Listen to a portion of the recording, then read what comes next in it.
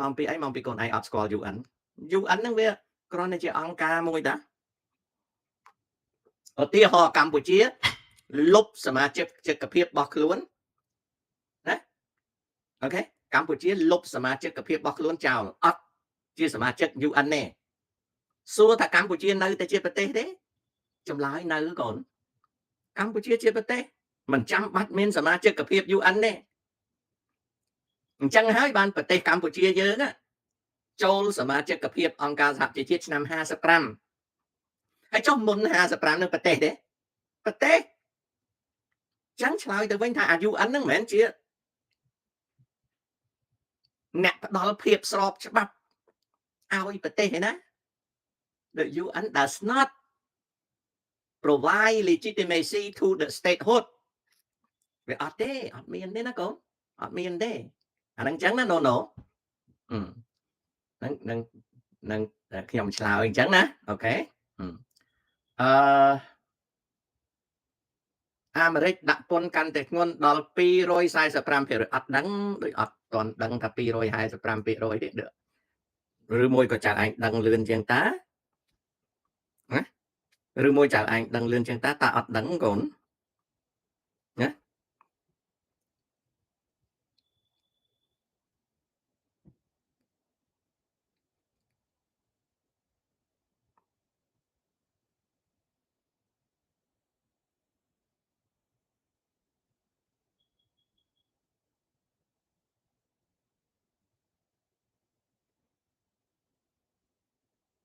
ណាអត់ដឹងណាតែកូនឯងបានព័ត៌មានពីណាមកតើអត់ដឹងណាអា245%ហ្នឹងតើអត់ដឹងណាកូនអូខេសំណាងសុយលោកពូអាចបញ្យល់ខ្លះបានទេអំឡុងទសវត្សរ៍80និង90ពេលដែលរោងចក្រនៅអាមេរិកត្រូវបិទទ្វារទៅក្រៅស្រុកតើរឿងពីដើមរហូតដល់បិទទ្វារមានរឿងយ៉ាងដូចម្ដេចខ្លះនិយាយប្រាប់បានកូននៅក្នុងទសវត្សរ៍ទី80នៅក្នុងទសវត្សរ៍ទី80ដំបូងឡើយអញ្ចឹងណាកូនណាដំបូងឡើយយើងត្រូវដឹងអំពីប្រវត្តិសហគ្រាសអាមេរិកសិនគេហៅថាប្រវត្តិសាវតានៃអាជីវកម្មសហគ្រាសនៅអាមេរិកសហគ្រាសនៅអាមេរិកមានប្រវត្តិសាវតាតាមដំណាក់កាលដំបូងកាលពី300ឆ្នាំមុនបាទណាអរគុណ Freeman ចាំទៅមើលខ្ញុំអត់ទាន់ឃើញបាទអត់ទាន់ឃើញណាអរគុណជួយប្រាប់មិនមែនដឹងអស់ទេកាលពី300ឆ្នាំមុនកាលសហរដ្ឋអាមេរិកនៅតាំងភូមិករដំបូងរហូតដល់សហរដ្ឋអាមេរិកកើតសហគមន៍រដ្ឋគេហៅថាសម័យកាលនៃសមាគមរដ្ឋណា The Confederation period សម័យកាលនៃសមាគមរដ្ឋនៅក្នុងសម័យកាលនៃសមាគមរដ្ឋអាជីវកម្មនានាក៏ចាប់កកើតពី small shop ប្រែថាពីផ្ទះលក់តូចคล้ายទៅជាក្រុមហ៊ុននៅក្នុង Confederation of United States ហ្នឹងក៏វាកើតក្រុមហ៊ុនដែលក្រុមហ៊ុនហ្នឹងគេហៅថា Trading Company អូខេគេកើតបានទៅជា Trading Company ដល់អាជីវកម្មហ្នឹងកើតបានទៅជាក្រុមហ៊ុនលក់ដូរអីទៅក៏ឈានចូលណាក៏ឈានចូលដល់សម័យ Federation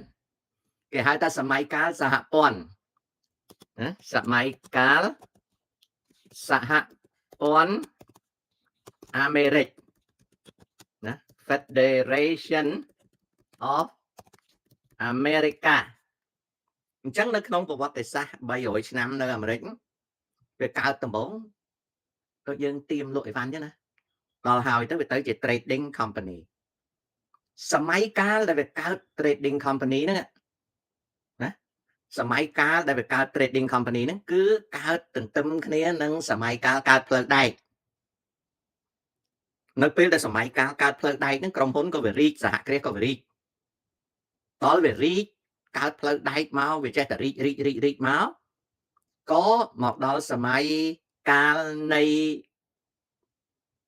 សម័យមួយដែលគេហៅថាសម័យអាណានិគមនិយមពេលហ្នឹងអា trading company ហ្នឹងវាคล้ายទៅជា enterprise ទៅជាសហគ្រាសធំហើយក៏ចាប់បដិសន្ធិឡើងនៅភាគហ៊ុនក្រុមហ៊ុនហ្នឹងវាមិនមែនម្ចាស់តែមួយទេវាវិនិយោគចូលគ្នាជាភាគហ៊ុនដល់វាទៅជាភាគហ៊ុនធំអញ្ចឹងទៅណាដល់វាទៅជាភាគហ៊ុនអញ្ចឹងទៅរហូតមកដល់សង្គ្រាមលោកទី1ពីលោកទី1មកលោកទី2វាចេះតែជឿនលឿនទៅមកលោកទី2លោកទី2ចប់ទៅប្រពៃណីនៃមុខរបរសហរដ្ឋអាមេរិកហ្នឹងគេហៅថាសហគ្រាសបើយើងនិយាយពាក្យថាក្រុមហ៊ុនណាវាតូចជាងសហគ្រាសទេបាទសហគ្រាសវា enterprise បាទក្រុមហ៊ុនវាកាន់តែជា company ទេហើយដល់សហគ្រាសយក្សគេហៅថា conglomerate អាហ្នឹងគឺក្រុមហ៊ុនយក្សណាដល់ពេលវាឡើងធំអញ្ចឹងទៅប្រពៃណីនៃការរកស៊ីហ្នឹងក៏វាចេះតែបែកកាលវាលគុំមកដល់ទសវត្សរ៍ទី80ក៏វាកើតគំនិតមួយឡើងនៅក្នុងអំឡុងឆ្នាំទី80វាកើតគេហៅថា Wall Street Restructure ណាគេហៅថា Wall Street Restructure គឺនៅក្នុងទសវត្សរ៍ទី80ហ្នឹងមនុស្សដែលរៀនខាងហិរញ្ញវត្ថុហើយបានទទួលសញ្ញាបត្រ MBA ខាង Finance ឬក៏ MBA ខាង Investment វាកើតគំនិតមួយថា traditional company ក្រុមហ៊ុនដែលមានម្ចាស់តពូជគ្នាណាគួរណាស់តែរីកធំជាងហ្នឹងដោយថា Donald Trump វា Trump Corporation ក្រុមហ៊ុនខ្ញុំ James Corporation ណា Rockefeller Corporation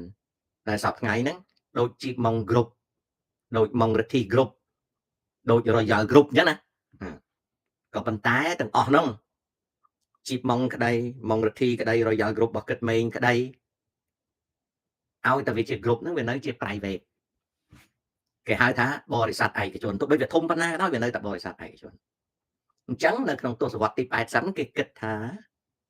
ពួក Wall Street Financial ពួក MBA ខាង investment អីហ្នឹងវាគិតថាទៅបបួលក្រុមហ៊ុនតូចៗដែលមានមនុស្ស100នាក់មនុស្ស200នាក់មនុស្ស300នាក់មនុស្ស500នាក់ទៅបបួលឲ្យក្រុមហ៊ុនអស់ហ្នឹងវាបបួលថាក្រុមហ៊ុនបងឯងឈ្មោះអីឈ្មោះចេមែន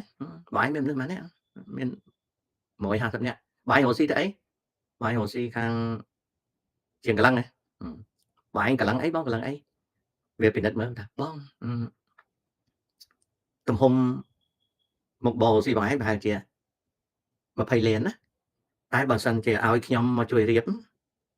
ក្នុងរយៈពេល5ឆ្នាំទំហំការរកស៊ីបងឯងអាចរីកដល់35ទៅ40លានខ្ញុំរៀបឲ្យខ្ញុំគិតតែឈ្នួលទេខ្ញុំរៀបឲ្យអញ្ចឹងទៅខ្ញុំចេមនឹងឲ្យក្រុមហ៊ុននឹងមកចេះតែពេញចិត្តនឹងកំណត់ហ្នឹងឲ្យទៅខាង Wall Street គេ restructure ឲ្យគេក៏រៀបចំឲ្យគេចាប់ដើមដេញមនុស្សចោលអ្នកដែលធ្វើការនៅក្នុងក្រុមហ៊ុនហ្នឹងស្គាល់ឲ្យខ្ញុំអីគេដេញចោលអស់គេដេញមនុស្សចោលគេដាក់មនុស្សថ្មីនៅក្នុងផ្នែកមួយគេកែគេដាក់គ្រឿងចាក់គេដាក់អីសពគ្រប់អញ្ចឹងទៅក៏ក្រុមហ៊ុនខ្ញុំហ្នឹងណាតកូលជេមហ្នឹងវាលែងទៅជាក្រុមហ៊ុនឯកជនហើយវាទៅជាក្រុមហ៊ុនគេហៅថាបរិស័ទផ្សារហ៊ុនឬក៏មិនទាន់ចូលដល់បរិស័ទផ្សារហ៊ុនទេអ្នកវិនិយោគ Wall Street ហ្នឹងវាទាញវិនិយោគិនដទៃមក join venture join investment ខ្ញុំដែលជាម្ចាស់ក្រុមហ៊ុនហ្នឹងខ្ញុំកើបលុយ30លាន40លានអញ្ចឹងដល់ក្រោយមកគេកែប្រែក្រុមហ៊ុនទៅខ្ញុំក៏នៅតែកាន់ភាគហ៊ុនអញ្ចឹងប៉ុន្តែចេះតែរកស៊ីបានតែអ្នកដែលធ្លាប់បម្រើឲ្យខ្ញុំតាខ្ញុំអីគេដេញចោលអស់ភាសាខ្មែរគេហៅកែតម្រង់មុខរបរភាសាអង់គ្លេសគេហៅ restructure corporate restructuring វាកើតឡើងនៅក្នុងទសវត្សរ៍ទី80ដល់វាកើតឡើងនៅក្នុងទសវត្សរ៍ទី80ហ្នឹងក្រុមហ៊ុនអាមេរិកក៏វាបាត់បង់នៅរបស់មួយគេហៅថាប្រពៃណីសក្តិមរមនីឧទាហរណ៍ថាគេធ្វើការឲ្យខ្ញុំធ្វើការឲ្យណាធ្វើការឲ្យក្រុមហ៊ុន James ក្រុមហ៊ុន James ហ្នឹងមិនដែរខ្ញុំស្គាល់តាំងពីជីតាលែងមានណារបស់ហ្នឹង គេហៅថាភាពល្អោកល្អើនជាប្រពៃណីរវាងអ្នកធ្វើការនិងម្ចាស់ក្រុមហ៊ុនលែងមានដែរគឺ supervisor manager អីគឺគេដាក់ថ្មីទាំងអស់ណាមនុស្សធ្លាប់ធ្វើនឹងដៃគេថាគេអត់ត្រូវការទេគេដាក់មនុស្សធ្វើនឹងម៉ាស៊ីនគេកែតម្រង់ទាំងអស់ដើម្បីពង្រីកក្រុមហ៊ុនហ្នឹងហើយនៅពេលពង្រីកហ្នឹងក្រុមហ៊ុនមួយចំនួនក៏វាលូតលាស់10លាន20លាន30លានរហូតដល់100លាន200លានក៏មានអាក្រុមហ៊ុនមួយចំនួនទៀតវា restructure ទៅវាលំអាលំក៏លាយបាត់ទៅតែម្ចាស់ដើមរបស់ក្រុមហ៊ុនណាបានលុយមួយចំនួនឧទាហរណ៍ថាខ្ញុំមានរោងចក្រមួយជួលមនុស្ស300នាក់នៅពេលដែលគេចូលមក take over ខ្ញុំហ្នឹងគេឲ្យលុយខ្ញុំមួយចំនួនគេយកមុខបងខ្ញុំទៅបាត់ហើយអញ្ចឹងខ្ញុំបានលុយហើយបើសិនជាមុខរបរល្អខ្ញុំទៀមទាខ្ញុំនៅកាន់មុខរបរហ្នឹងតែបើខ្ញុំអត់កាន់មុខរបរហ្នឹងគេឲ្យលុយមួយចំនួនយើងដើរចេញទៅឥឡូវបរិស័ទមួយឈ្មោះ James Sock នៅតែឈ្មោះ James Sock ដដែលប៉ុន្តែអាម្ចាស់ខ្លួន James Sock ហ្នឹងវាយកលុយមួយចំនួនទៅដើរចេញអញ្ចឹងនៅក្នុងទសវត្សរ៍ទី80ហ្នឹងណាសហគ្រាសបរិស័ទក្រុមហ៊ុនហ្នឹងក៏មួយចំនួនក៏វាលាយទៅមួយចំនួនទៀតក៏ឡើងធំទៅប៉ុន្តែបុគ្គលិកធ្វើការនៅក្រុមហ៊ុនហ្នឹងត្រូវគេដេញចោលទៅអស់គេអត់ត្រូវការមនុស្សល្ងងទៀតទេគេអត់ត្រូវការមនុស្សមើកគេអត់រាប់ខ្សែស្រឡាយទៀតទេជាពិសេសអ្នកធ្វើការយូរប្រាក់ខែរៀងធំតិចគេដេញចោលដើម្បីគេ cut payroll ដោយសារការកែតម្រង់នឹងហើយគេហៅថា corporate restructure នឹងហើយដែលធ្វើឲ្យការងារនៅស្រុកអាមេរិកនេះកែប្រែយ៉ាងខ្លាំងដល់មកចិត្តដាច់ទសវត្សរ៍ទី80 Wall Street investor គេរុញរោងចក្រហ្នឹងចេញទៅបរទេសអស់គេរុញចេញទៅបរទេសអស់អញ្ចឹងហើយបានខ្ញុំសរសេរនៅ Facebook ណាមានក្មួយមួយយកទ្រឹស្ដីសេដ្ឋកិច្ចមកបដៅខ្ញុំអីខ្ញុំរៀនសេដ្ឋកិច្ចខ្ញុំមិនដឹងតែអ្វីដែលខ្ញុំនិយាយវាមិនមែនអញ្ចឹងទេក្មួយហ្នឹងគ្រាន់តែរៀនហើយបដូរទេអត់យល់រឿងទេរឿងគឺចេះនៅក្នុងទសវត្សរ៍ទី80 90ណាគេបំផ្លាញចោលប្រពៃណីសុខដុមរមនារវាងអ្នកធ្វើការហើយនឹងថៅកែពាក្យមួយម៉ាត់ហ្នឹងក្មួយឬក៏ចៅអត់យល់ទេឥឡូវខ្ញុំបដៅពីដើមខ្ញុំបើករោងចក្រឧទាហរណ៍រោងចក្រកាត់ដេរខ្ញុំច្បាយពេលខ្ញុំមកធ្វើការអ្នកធ្វើការឲ្យខ្ញុំ150នាក់ស្គាល់ខ្ញុំថាចេមជំរាបសួរបងជំរាបសួរមេហើយលោកលើណាជួនកាលខ្ញុំទិញនំឲ្យញ៉ាំអីចឹងជួនកាលខ្ញុំនិយាយលេងអីហ្នឹងអាហ្នឹងគេហៅថាភាពសុខដុមរមនារវាងថៅកែនិងអ្នកធ្វើការបើយើងទៅធ្វើការនៅរោងចក្រកាត់ដេរចិនមានអាចិនណាមកកុំហុយហ្វាក់ច្រយអីមានអាចិនណាវាមកចៅអាននេះជាមួយយើងវាលែងនិយាយមួយយើងព្រោះវាទៅកែចិនតើបានទេយល់ទេអញ្ចឹងអាភាពសុខដុមរមនារវាងថៅកែនិងអ្នកធ្វើការអាហ្នឹងគេហៅថាប្រពៃណីការងារតែដល់ពេលការងារមនុស្សដែលជាចវាយអត់មកញ៉ៃញ៉ំមួយយើងអាហ្នឹងគេហៅថា corporate ទសវត្សរ៍ទី80 90ណាការងារនៅស្រុកអាមេរិកវាคล้ายទៅជាអញ្ចឹងវាលែងមានសុខដុមរមនារវាងថៅកែនិងបុគ្គលិកធ្វើការលែងមានហើយថៅកែគិតរឿងចំណេញបុគ្គលិកធ្វើការធ្វើតាមគេបង្គាប់បើគេមិនពេញចិត្តគេលេអស់ដូច្នេះហើយវាគម្លាតពី80 90វាគម្លាតអានោះតែតោះនេះឧទាហរណ៍ដែលយើងធ្វើការនៅរោងចក្រស្ងោរទឹកត្រីស្រុកខ្មែរហើយយើងស្គាល់តកែអីជួនកាលទិញនំមកកៅចែកនេះស្អីអីប៉ុន្តែដល់ពេលយើងទៅធ្វើការនៅរោងចក្រទឹកស៊ីអ៊ីវចិនអត់មើលមុខយើងទេអាហ្នឹងហើយគេហៅគម្លាតសុខដុមរមនារវាងអ្នកធ្វើការហើយនឹងថៅកែហើយមិនបានគេមិនអោយថៅកែមកលោកអើនមួយយើងព្រោះគេឈប់ប្រើមនោសញ្ចេតនាណាហើយមិនបានគេឈប់ប្រើកាលណាមនោសញ្ចេតនាការងារនឹងយឺតហើយដេញមនុស្សចោលអត់បានទេតែបើសិនជាអត់មានមនោសញ្ចេតនាការដេញមនុស្សចោលអីវាបានអញ្ចឹងអាមុខរបរវាចម្រើនត្រង់ហ្នឹងទោះបីខ្ញុំបញ្យល់អញ្ចឹងក៏ដោយក៏កូនចៅនៅអត់ទាន់យល់ទេអត់ទាន់យល់មកពីអីមកពីកូនចៅយល់ឃើញហ្នឹងតកែគួរណាស់តាសុខដុមរមនាអត់ទេសម័យឥឡូវគឺថាគេយកចំណេញបើគេអត់បានចំណេញគេដេញយើងចោលនេះហើយជាអ្វីដែលបានកើតឡើងនៅទសវត្សរ៍ទី80 90បានជាគេរើរោងចក្រចេញទៅក្រៅប្រទេសអស់ណាដល់អញ្ចឹងទៅអ្នកដែលអត់មានជំនាញនៅអាមេរិកធ្វើការតែនៅក្នុងសេវាកម្មទេចូលគិតលុយនៅផ្សាររៀបអីវ៉ាន់តិចបន្តួចឬក៏អាំង McDonald អី